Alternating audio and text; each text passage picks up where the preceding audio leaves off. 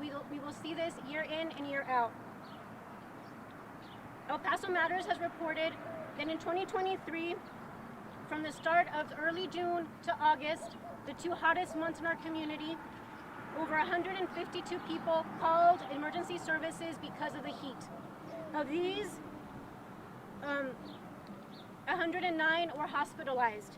This is twice as many people that were hospitalized in 2021 and 3 times as many people that called 911 because of the heat.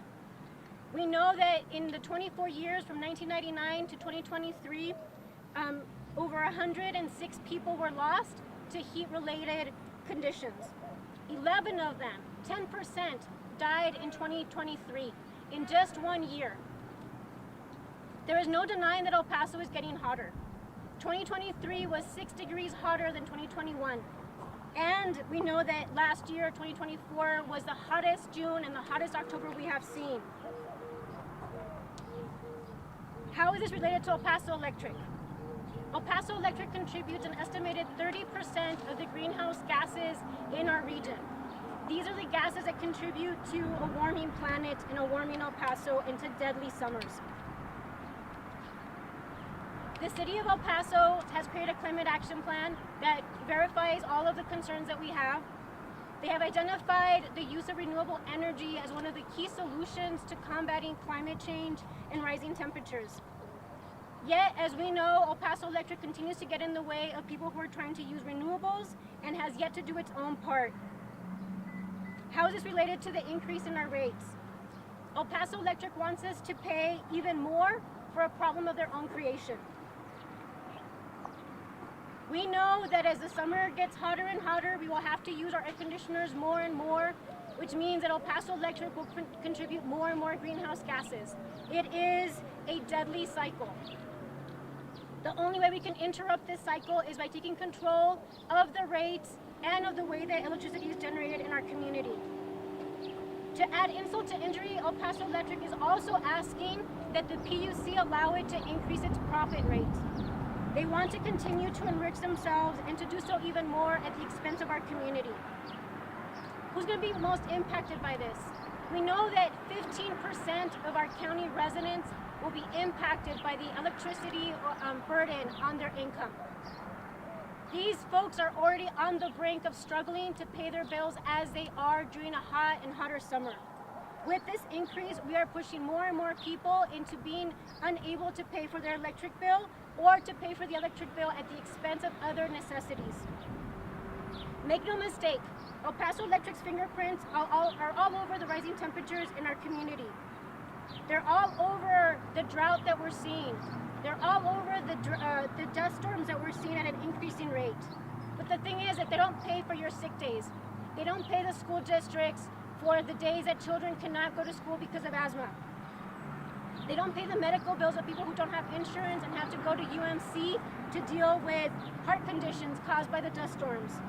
They don't pay, but we do. We pay all of those bills on top of paying our electric bill, on top of paying the electric bills for the Rate 41 payers, including the school districts, the cities, and the counties. So this is why we're here. We're asking that the Rate 41 payers before the PUC stand with us. We pay their electric bill, and they must stand with us as we fight to lower our own. And we are calling on residents to join this fight. We have to join forces and fight the fact that we have to fight the rising temperatures, the rising electric bills, and the rising profit of a company that does not care whether we live or die. ¿Habla en español? Mi nombre es Verónica Carvajal.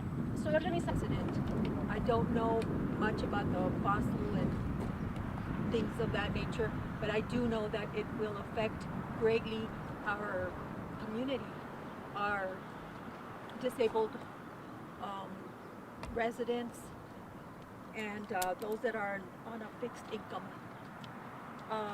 I just feel that this is an excessive charge on El Pasoans. $22 may not seem much to some people.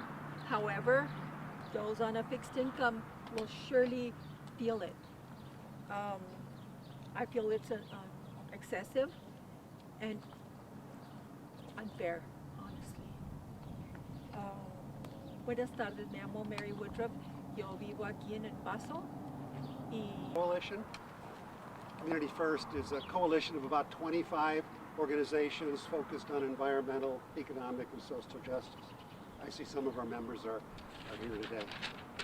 I live on a quiet street on the west side, townhomes, occupied mostly by retirees like myself who live on a fixed income.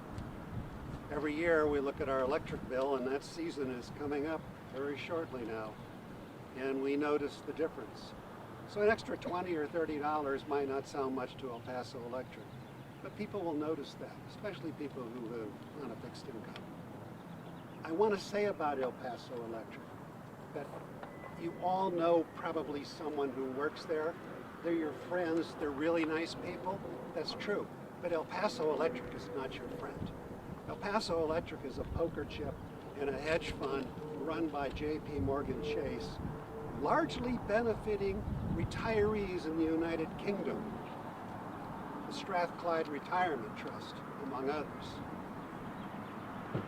So when you get that bill this summer, imagine some bloke in a pub in the Cotswolds in England raising a pint and saying, "Thank you, El Paso, I really needed this," because that's where your money is going.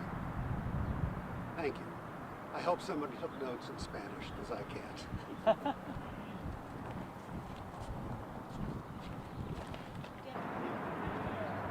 You're good right there, sir. Alrighty.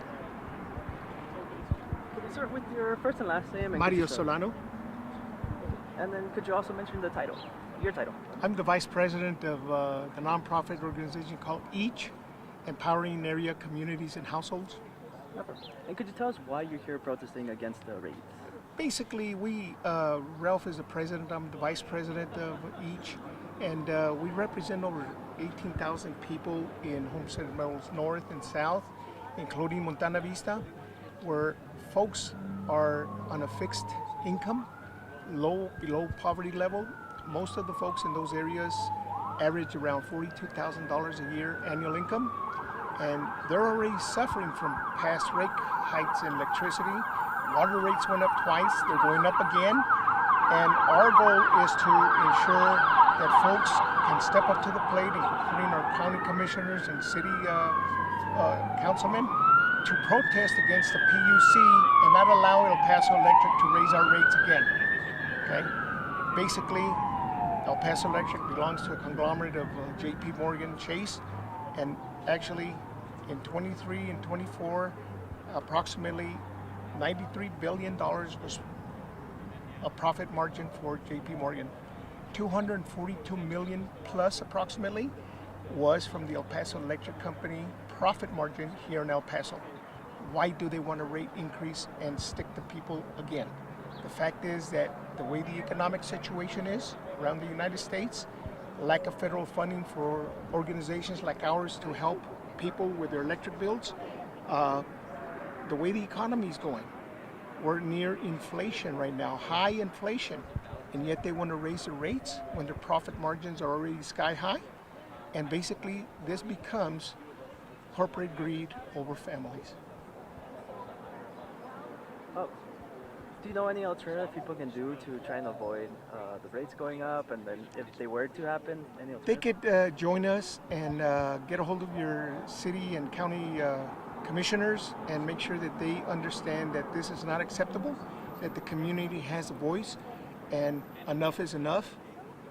You know, if the wages were better in El Paso or anywhere in Texas compared to the rest of the country, maybe so, but $22, $23 a month in addition to what they pay now is excessive for some folks. Good. Okay? Thank you. Thank you. I'm rolling. I'll stand right here. Would it be okay if I? All right, never mind. Okay. So, We'll hold you'll it. be holding We'll hold this. it. Oh, okay. Could you look at him when you answer this? Okay, sure.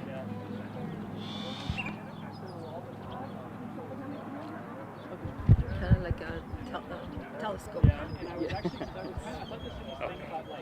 Can we start with your first and last name? You could just spell it out, please. My name is Mary Woodruff Herman, WOODRUFF -Herman, HERMAN. Could you tell us why you chose to participate in this?